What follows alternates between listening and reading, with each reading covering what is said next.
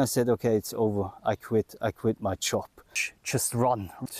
The most frustrating moment in my life. I tell you, most jobs are just, hey, the people, everything. It's just horrible. Worm or a snake?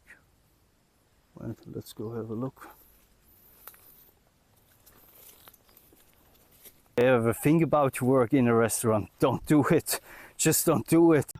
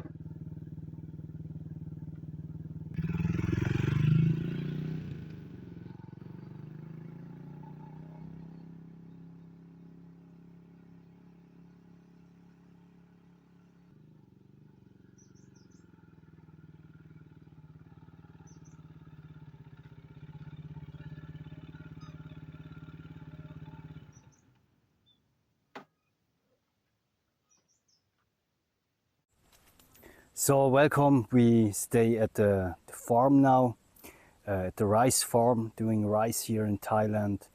And yeah, it's great to have the own rice and a big mountain of rice at home.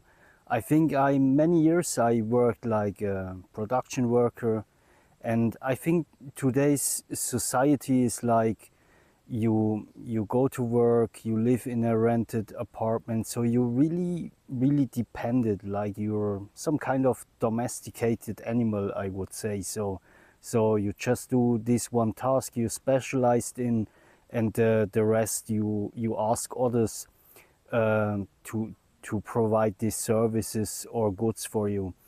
I think we have to change and to do more by ourselves, be more like that you're able to have a variety of tasks you're able to do. And I think it's also I target to be more self-reliant, like you have your own rice production and your own rice, and you're not only dependent on the government. But I think most governments or society, they don't want you be self-reliant, because self-reliant gives you the option to say no. And from my experiences, like they most of the time want to put you in a corner, so you have to comply. You have more or less no other options. Like during COVID, I mean, what options do you have? So neither you accept it, or you stay there with no money and have a really hard time. So it's most of the time it's hard decision. And I think a good and a free society is a society where people are free and self-reliant and they can say no. So I think like in a political system, the problem is if like people, they're not really able to say no. If you work at a job and you not comply, they fire you, and then what happened? You stay there with nothing. So I think in a free society, I would imagine like everybody is growing his own food, has his own land, and is really self-reliant. So this doesn't mean that everybody is for itself. I think there's still need for collaboration. But in the case of a higher entity ask you to do this or do that, you have the possibility to say, no, I'm not going to do that. I have my own house, I have my own food or whatever, I'm not going to do that. And I really think nowadays we like bounded in this system.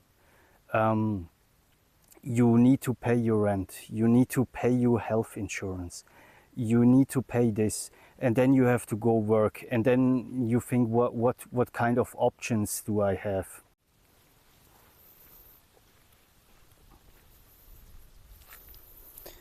It starts to rain now. So me, actually, I worked very long in production, like in a factory setting, and I was really scared to quit my job. I couldn't find something else. I tried to educate, but it during this time it really didn't work, because I was so exhausted and so tired from shift working and many hours, that I also couldn't pursue really education during this time, because I was just too tired. And the feeling was like, oh, we can find a lot of people working here. So you were scared, scared. Oh shit, if I lose this job, maybe I don't find anything else anymore. And so I have to keep on working. Even I'm very suffering with night shifts and with a lot of exhausting works, and you just keep on doing it. And in 2016, I went to the doctor, got like a letter for a sick leave letter. I don't go to work anymore, and after a while I stayed in home, I sent my letter that I quit the job, and I quit the job. But then I went to a pretty weird journey. Also, I was then for a while pretty while unemployed. I found some work for a few weeks, unemployed again, and this for I think quite 2 years, and decided then, okay, I go first to stay in Thailand. Then I stayed with my wife for a half year in Thailand, and I didn't know what to do. I didn't know, should I pursue an education? What the hell I'm doing in Thailand during this time. I was not into farming. I didn't knew what to do with myself. And I then got back to Switzerland and finally found a job in the postal custom clearance, and started a higher education as a logistic expert. It's called logistic expert, higher education, like a vocational degree. And I worked there at the postal custom clearance, and it was also not really awesome. It was also like a factory setting. And then there were multiple incidents. If you I don't know if you have experience with logistics or production, but if you have a scanner where you can like a QR code, they also can take pictures.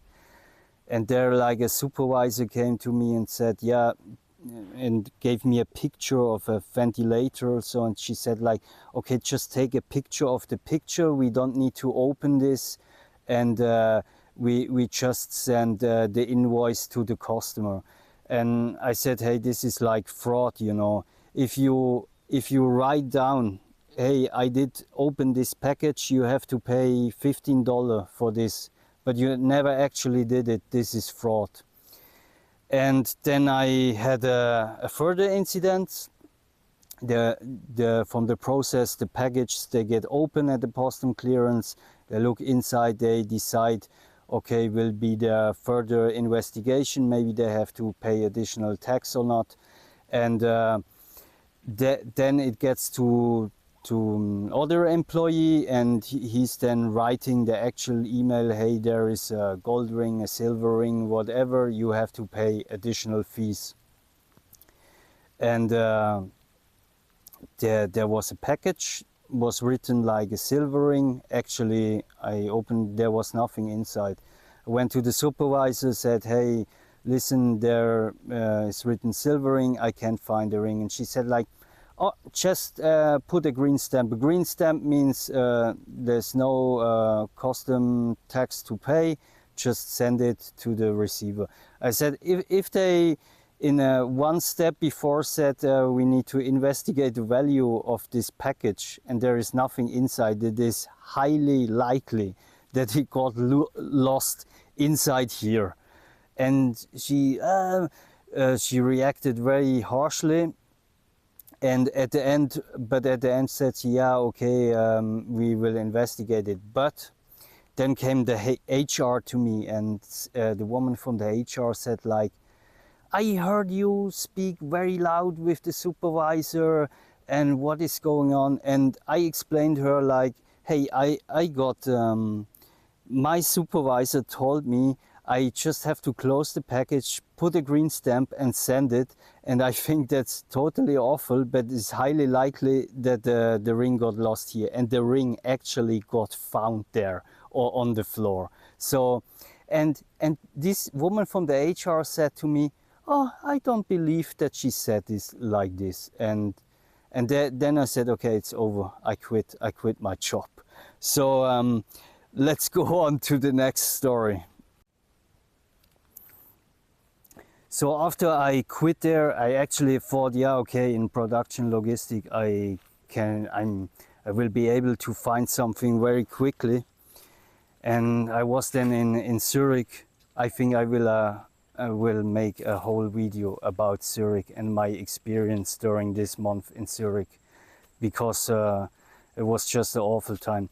So I was still pursuing my higher education as logistic expert, but didn't have a job and income, and started to use my savings. I sold my bitcoins and so on to have money.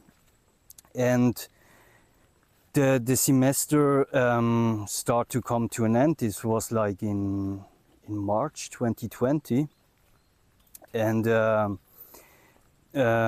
then I had my exams, and after the exams I said to my wife, hey, I think I come down to Thailand now. I don't find any job at the moment. It makes no sense to stay in Zurich and pay like 800 Swiss francs for a shitty room that's even not 6 square meters, with shared bathroom, which is just full of shit, you know.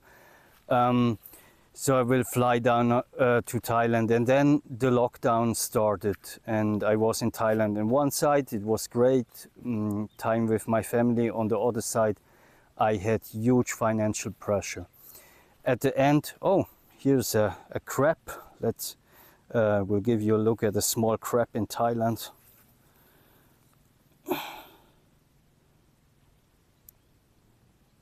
Hope you can see it. They like to eat it with papaya salad, or it's called som dam. Yeah, small crab. So let's go on. Don't step on it. And I'm not gonna eat it. So it's papaya salad is pretty spicy. I can eat it, but it's not my favorite Thai food, I would say. It's pretty beautiful. Wait, I give you a view of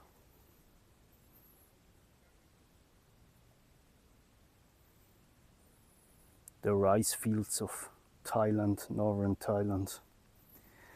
And yeah, what else I wanted to say? Yeah, I had my exams and went to Thailand. Then I was in Thailand. I received a letter that I passed the first semester, and I was looking for a job, and finally found something in Germany. And I flew then from Thailand to Germany and worked there in a package shop for it. At this time it was not minimum wage. Now it's already below minimum wage. It was like 12 euros per hour.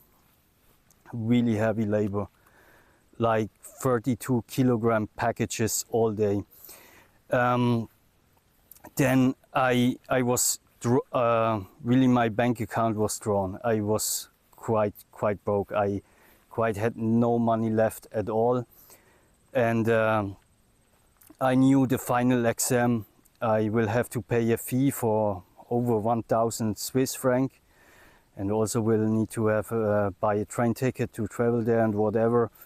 And I didn't spend quite nothing on food while working very heavy labor. And during this time I lost like 10 kilograms of body weight and got really skinny. And at the end I passed the exam with a good. And then I think I got the, let me change the arm, start to get heavy. And then I think I got the moment, the most frustrating moment in my life. I invested a lot of money, a lot of time, a lot of effort to get this higher education. And at the end, I was there like minimum wage, because I quitted the job again. So in this package shop, the supervisor changed the shift plan and informed me like on a Sunday that I have to go work on a Monday. I had an appointment on this day, and she was like, "Well, I don't care. You have to come work on Monday." I quit there as well. And the only job afterwards I could find was like a pizza delivery. So I had now a higher education and worked as pizza delivery, where you need no qualification whatsoever to execute this job. You even don't need to speak like the native language. It's just spoken in this country where you do this. And yeah, this was really extremely frustrating. A lot of money, a lot of time. I gave everything. I quite didn't spend any money just to achieve this one goal, to get this diploma. And there I was, minimum wage labor, and there it was actually minimum wage. It was €8 or something per hour. So you are working your fucking ass off, and at the end you have no money. And I couldn't fly to Thailand to see my wife or daughter during this time, because there were a lot of travel restrictions. So I ended up 1.5 years in Germany.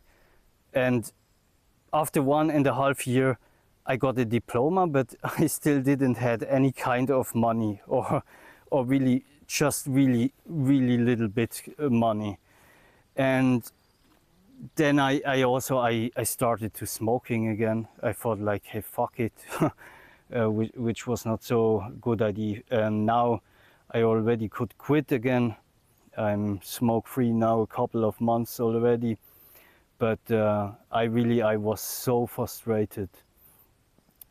And then, yeah, the journey went on. Like, I worked in McDonald's for a few weeks. Yeah, I can't take it. I tell you, most shops are just, hey, the people, everything. It's just horrible.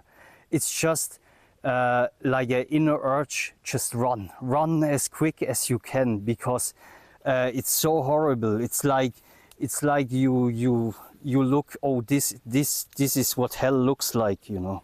Oh, something, one ant bit me. I worked in McDonald's,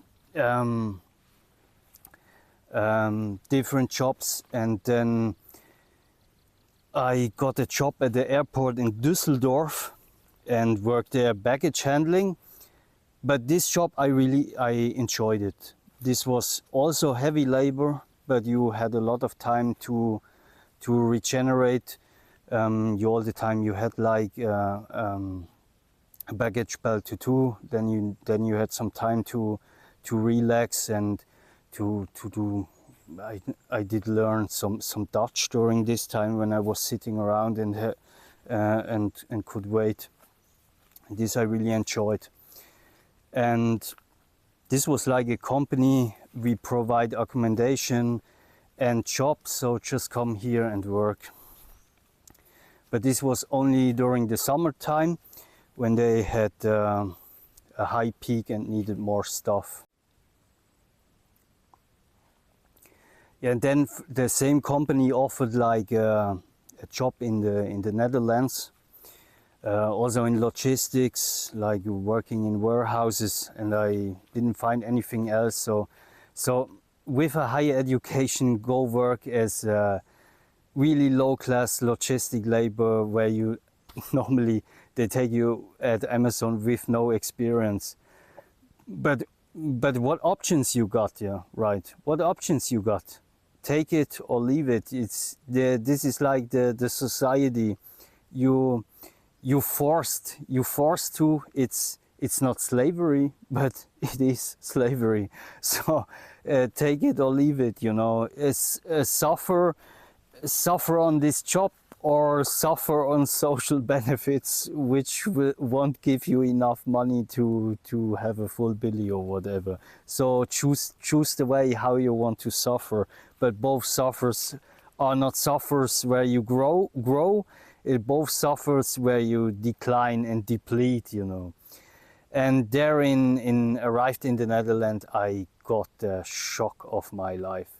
So this looked like they provided like accommodation and the warehouse job, and you working, you save up money, and then you go back wherever you live. In my case, it's Thailand, so I just thought, okay, accommodation work, and then when the job is finished, then let's give you a look at the small river here, and then go on. And the housing, there was like a fucked up crack house. It was everything broken, everything was dirty. I got a shock, and I then texted my brother, which I had many years of very financial hardship. I never ever ask anybody for help, no matter how low my bank account were. I never ask anybody. So, and there I asked if he can give me like some money in advance. I worked on a project for him. I did some Excel planning sheet for him on the side, and then I signed a contract with other company which also provided like accommodation and work in a warehouse. And I can tell you, it wasn't better. The accommodation was slightly better, but it was also horrible. It was like on a camping site, so like with mobile homes, where was the accommodation. They charged a huge amount for this, and there was like only buses from like Monday to Friday. Saturday, Sunday, there was no buses. Maybe this was on purpose. You just work, and Saturday, Sunday, you stay in home, that you relaxed and you can work again. And it was also a warehouse job, and you also need no experience for this. Usually it was like picking. You just run around and you're picking. It's horrible work. And then I made also some training with hopped driving, where you go up to 8 meters.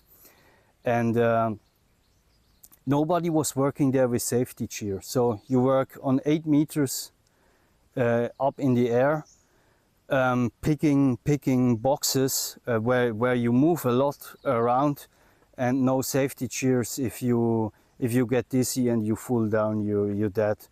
And we had like a training for safety, and there's a worm or a snake. Well, let's go have a look.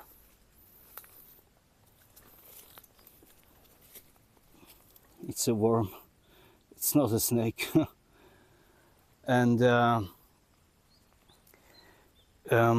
we had a safety training, and there they said, yeah, if you have to put on your safety gear and take off your safety gear, it takes a lot of time. And anyway, if the hop falls and your safety gear on, you will fall with the hop anyway. So, but my points were like, what is if you get dizzy or unconscious, you just fall down. I mean, it's not only the case that the whole hop falls down. It also can happen that you just maybe you have diabetes and you don't know about it. Your blood sugar is low, you lose conscious, and boom, you fall down from 8 meters. And this was also a horrible job. Huge company, big profit, you know, called Siva Logistics. Horrible. And then from there, I saw a Google ad about customer support agent in Spain, Barcelona, and I applied there. And I said, like, yeah, I have no experience as a customer support agent, but I worked in a restaurant, so I have my experience with customers. Maybe let's talk. No, maybe not so, also not so very good experience. If you ever worked in a restaurant, or you ever think about to work in a restaurant, don't do it. Just don't do it. As some customers can be so horrible, it's unbelievable. For example, there were two men sitting in the restaurant and ordered espresso, and then I brought them the 2 espresso, and there's one man, he told me like, yeah, I need additionally a glass of water. So I went there, brought a glass of water, and he said, don't you see, we are 2 people, not only one. Why you only bring 1 glass of water? It's like, they're so unfriendly, they treat you like shit. And I experienced that at many places, people, they don't have respect. They treat you like shit, you know, whatever. So maybe it have to be legal to punch somebody in the face if he does not respect it. So I think we need maybe some law changes. So where was I? Like, yeah, a customer support agent, and I went then from the Netherlands to Spain, and yeah, worked there as customer support agent for Stripe. Then, but Spain was also not the place where I wanted to be. I wanted to be in Thailand, actually, but I could there gain some valuable skills. But yeah, Spain, the prices for, like, if you buy a coffee or food, this is pretty cheap, but the rent compared to the salary, it's crazy. I don't know how students can afford a place to rent there. I don't understand it. It's like a shitty room. You pay like 500-600 euro for a room with shared toilet and shared kitchen, and you earn about, let's say, 1,500 euros. It's just too much. It's just for a room. It's not an apartment. And this I saw in Germany. I saw it in the Netherlands. I saw it in Spain. Wages compared to the rent. Hey, the rent is crazy. And if you don't own property, if you like working class, you have your income from working and not from dividends or whatever. It's fucking a lot of money just for a room, and not an apartment. It's like a room takes third of your income. And yeah, salary is always, you have to compare it to how much I spend for food, how much I spend for this. You never can say this amount is low or high. It really depends. But yeah, this doesn't add up. You get nowhere. You will get nowhere if you earn like 1,600 euro. You spend like 500-600 euro for rent. You will never reach like freedom or financial freedom or whatever. This is quite impossible. And yeah, what did Klaus Schwab say? Like, you will own nothing, you will be happy. I think, yeah, the problem is you will be then in a Mad Max situation. Somebody has like the total faucet to turn off and turn down, and when you not comply, then you're done. So I'm dreaming of a world where this Mad Max situation does not exist, where people really have the opportunity to say, no, I'm not going to do that, or no, I'm not willing to work in this position under this condition. Because in the current situation, it's like this, take it or leave it, you know. So your options are shit. People need to really have the option to say no. And for this, in my opinion, it's necessary that people have their own land, their own food, that there are self-reliance. And from this point on, you can say, okay, on this project I work, or on this project I don't work, depending really on the decision, if it's morally correct, if it's in my interest or whatever. And I think there need to be a really huge change. And yeah, I think I'm pretty surprised currently also about, I mean, with AI, a lot of changes come. I mean, I'm doing AI training at the moment, but I think there will be soon a point where there will be no task available to train AI, because AI will be trained and a lot of jobs will be gone. So what is society do? Just a bullshit job, or universal basic income? So maybe I can give you my thoughts on universal basic income. So I think like people have different levels of maturity.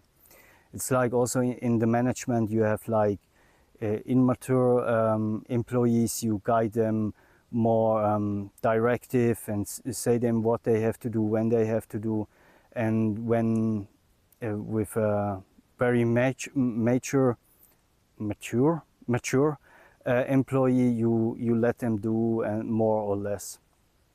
And I think also in society you have like people, they're mature and some they're not. And I think like if you give like universal basic income, you have a really high risk that at the end, like immature people, let's say I also, when you would, I think if you would give me like universal basic income when I was like 18 years old, I would maybe stand up in the morning and say, yeah, I get my money anyway, let's just open a beer and smoke some marijuana. But on the other hand, I think there are like mature people. They would take on projects. They would, even if they get money every month, they would study, they would learn, they would do something. They would help others use their time, the skill, improve them.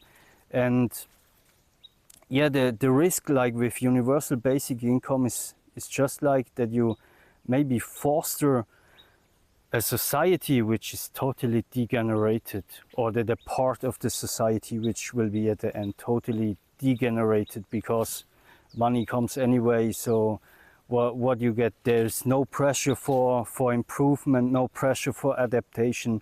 And I can tell you, we need this pressure. We need this pressure for adaptation and improvement. We built to survive, you know. We built to fight and survive, and not to live like a domesticated animal in a fabric setting where we pay our rent and and pay our bills. That's not what we built for. And we built for adaptation and improvement. So I want to give you a look at the river. Yeah, it's pretty nice. Small river near the rice fields.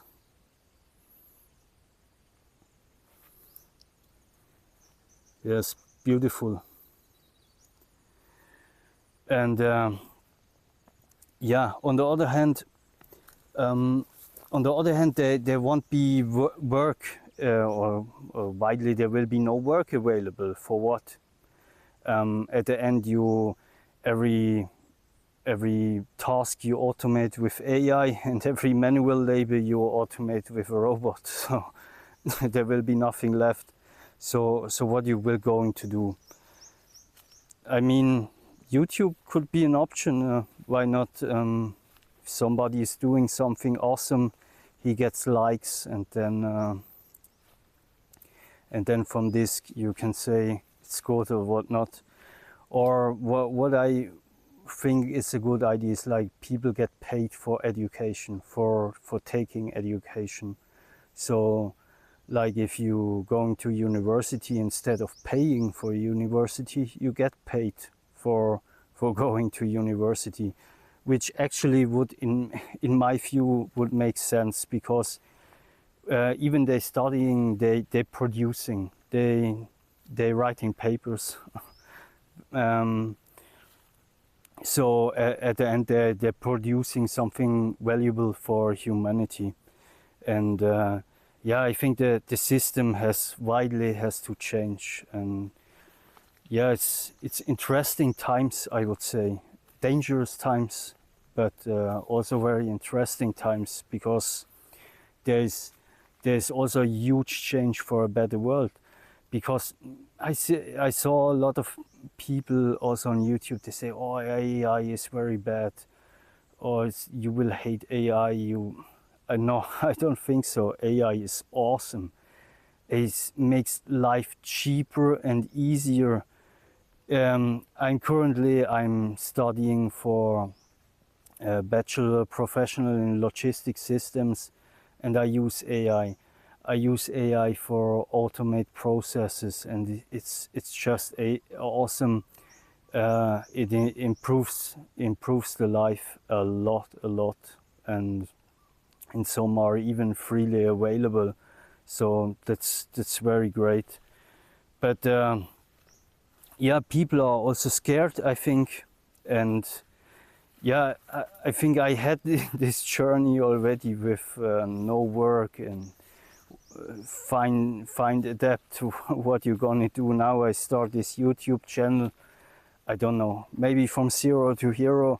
Maybe it's it stops by by 7. I don't know. I have 7 subscribers actually, from 0 to 7.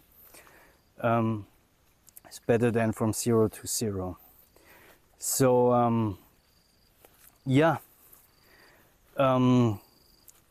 I don't know if there was anything else I wanted to talk about. Maybe yeah, customer support agent. I was at my work experience. Then yeah, I had issues in Spain with the rent, with the apartment where I lived, and I went from Spain, went back to Thailand, and quit my job there, and found afterwards a job in Malta, where I got pretty hot now. I think I got to take off my jacket now. One moment. Well, it's pretty hot. I'm full of sweat. Now it's the sunshine come, the rain stopped. And yeah, I worked there for small loans. And it was also on one side interesting. You could see who applied, for example, for small loans like 100, 200 euros. And it was like the same class of people, like unemployed, they got sick, or different circumstances. And I thought it's pretty wrong what is going on there, because they got charged like extremely high interest fees. And if they couldn't pay, you offered them like a payment plan. But this payment plan also had additional fees. So there's like people that took a loan of 100 euros, they ended up to pay like 200 euros. And I was like checking in the internet for, is this even legal, what we doing here? So like, and it comes out, it is totally legal. So in Germany, it was especially providing loans for Germans. There's only like a legal protection if it's like above 3,000 euros. The loan is above 3,000 euros. Like for these small loans, they do not have any protection. And the other thing what I was thinking about it is, it's actually the government who's the core issue that people have to go and take on these small loans. So I can talk from my own experience as well and what I heard there. So when I was unemployed in Switzerland, I was like waiting 3 months for my unemployment benefits. And 3 months is pretty long. So 3 months paying rent, 3 months paying health insurance, 3 months supporting your family, 3 months of paying food. I think it's for a lot of people a long time that even you got all the expenses. And maybe I make a own video about my experience with the unemployment office, because there were really a lot of issues. So the state is like, they say, okay, you have to pay taxes, we will deduct unemployment benefits from your salary, we will deduct healthcare, we will deduct this and that, but we will take care of you. Bullshit. It's just bullshit. They deduct everything of you. At the end, what you get is shit, I can tell you. So when I was sitting there in Novum Bank and they like, yeah, and I unemployed and this, I just remembered my own situation. Like the state says, yeah, we will deduct this amount of your salary, but when you're unemployed, we will take care of everything. It's bullshit. They will not take care of it. They will deduct it, and as soon as they have to pay something, they will make your life horrible. Just horrible, believe me. And yeah, at the end, yeah, somebody spoke with me like, yeah, would there be a need for law changes like protection for small loans? No, it's the government who actually does this in the first place, that people have to go take out these small loans for high fees. And there have to be something totally else have to be changed. I was actually pretty euphoric when I heard about Doge in the US, that the government efficiency, because governments are so inefficient. They cut you this, they cut you that, but at the end, when they have to really to provide you a service, they provide you a shit. It's like, if you could quit it, you would quit it. So, but you have to pay it. It's like you have to pay your health insurance if you want or not. You have to pay for your unemployment benefits if you want or not. We're just gonna force you, you know, and we don't have to provide good service because we're just gonna force you. And there is really a huge issue. And so I'm really not positive towards governments or bureaucrats or whatever. I have a lot of stories to cover here.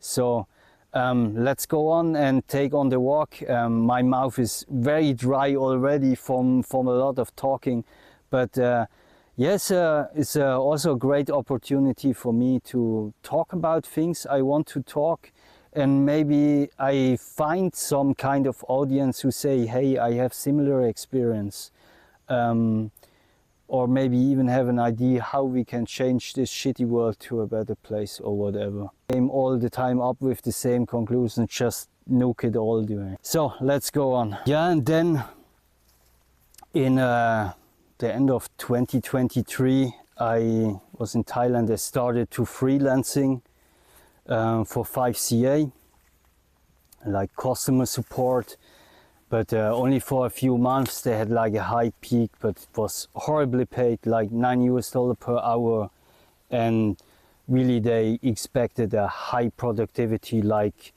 it was like 6 tickets per hour. It's like you have to work like a machine, you know.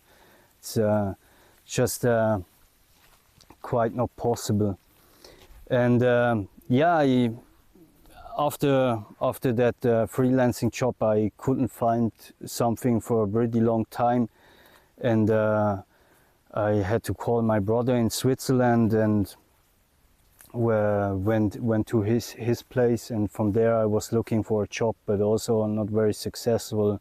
I worked like in a fruit packaging company for a few weeks, and from there I didn't find anything anymore, and it was just take care of the inheritance, but the inheritance also didn't give me a lot of money, so it's a drop on a hot stone, so to speak.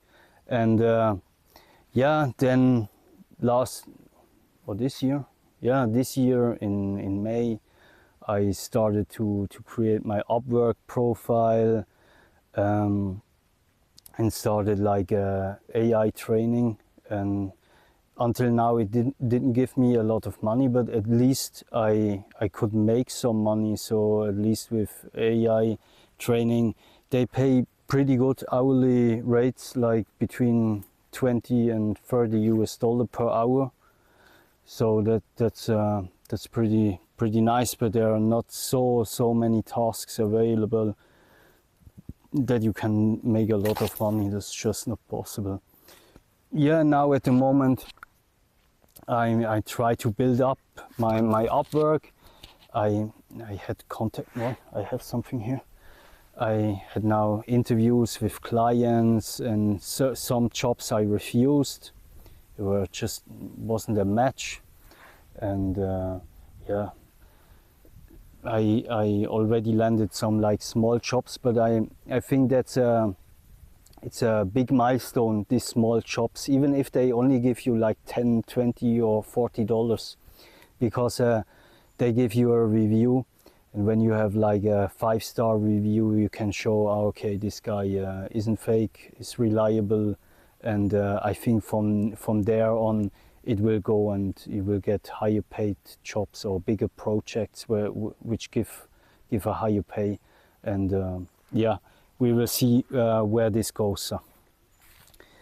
So yeah, now I thought I have time, and while sometimes I don't have tasks, I don't have Upwork jobs. This morning I wrote like 2 proposals, but still didn't get any response. Why not make some YouTube videos on the side, and let's see, maybe you can grow the channel, maybe one day you can get monetized, because yeah, it's an important thing, like that you diversify.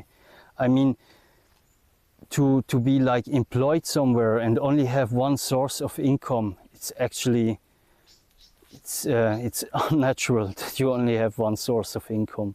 If you have only one source of income, you live again in this Mad Max world, you know, where somebody can turn off and turn on, you force it, and you just have to do it.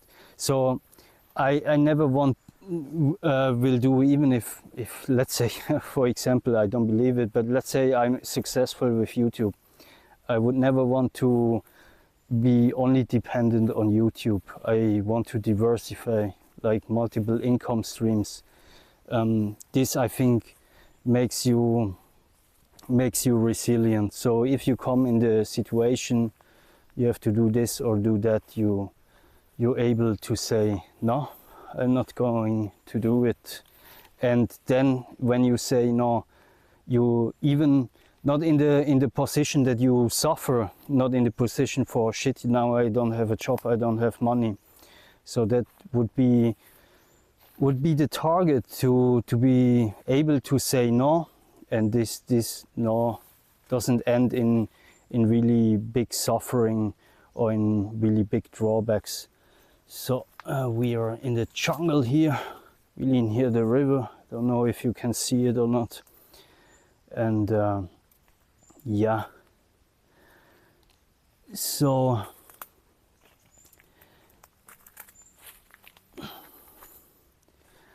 freelancing, actually Upwork, I think until now it looks pretty good. Better, I think, than a 9-to-5 job where you clock in and clock out and you have to come to work. And yeah, I really think, I don't know what this was, like a frog or something. Yeah, I think that future is interesting to see, especially about income and work and how to build life. There's a lot of things going on, but yeah, I think there is really high possibility for war, really very high, because yeah, at the end you have a lot of people which so to speak don't have a purpose to exist, because yeah, what are you gonna do? Yeah, and I talked like with the husband of my aunt. He said, like, he was a teacher, high school teacher, and is retired now, and he can't imagine a life where you're not gonna work. So at the end, when I see AI and robotics or whatever, I would say there will be soon no need for anybody to actually to work. I mean, you still could do it if you want to do so. There are some people, they're gonna build a house because just they want to gain their skill and do it, but there will be no need to do it.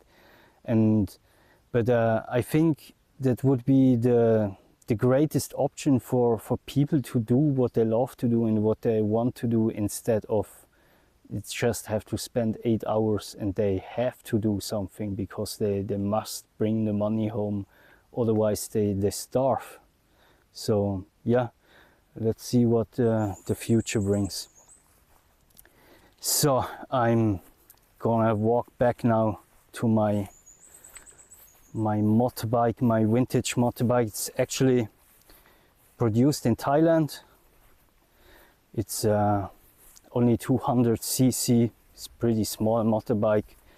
And yeah, last year where I had my financially really my hardest year ever. There I tried to sell my motorbike because I just didn't have any money. I don't want to borrow, you know. But this is also a topic, like the system forces you to go in debt, and I refuse it. I don't want to go in debt. Even sometimes I really have to. I got no other options. But the system loves when you're in debt, so they want you're in debt. And yeah, I tried to sell my motorbike, and they offered me so a low price that I said no, I'll not sell it. And actually I'm pretty happy this year that I couldn't sell it last year, and I still have it, because this year financially it looks a little bit better with a small inheritance.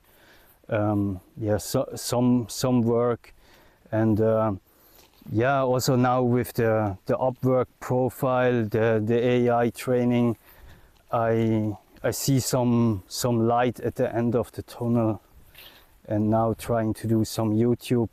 Before I was like, how you say, if you're like locked, you're like, oh shit, my life, you're like locked in your thoughts, like, shit, I don't have money, I don't know what to do, and it's like turning, and you never actually can do something because your thoughts circle all the time on the problem, instead of just go take a camera and, for example, make some videos you all the time thinking, oh, what I can do, it's so a mess. and to get out and try things and build things. And yeah, we'll see where it guides. So on Upwork first, I didn't got any job, so at the end I got now already a few jobs. And with YouTube maybe can happen the same.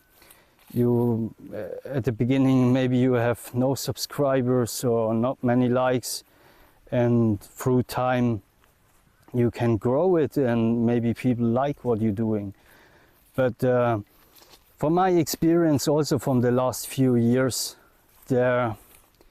most of the time you just have to go out, try it, then mostly you fail, and then you have to think about it, what I have to change. You adapt, and then you try it again, and most of the time you fail again, and then maybe the third time maybe you succeed. It's especially what I gained experience from gardening, like gardening, plant something, nothing, just failure, and second, third, or even fourth time, then you succeed, and then it's working. And yeah, just going out and try stuff and try to gain new skills. And yeah, so I'm pretty hot now. It's not cloudy anymore, and not raining, so maybe you can see. So we're back now at the motorbike, and yeah, I will take right home. I can tell you, thank you for watching. I hope you enjoy it. Give me some feedback, what I can improve, what I can do better, what you would like me I talk about, how we can improve the video making, or I really would appreciate it. And I really appreciate the first how is it called, message on YouTube or whatever, like really appreciate it that somebody watching my videos and give me some very good feedback, like yeah, it's great. So thanks for watching, and don't forget to like, to subscribe, and see you next time.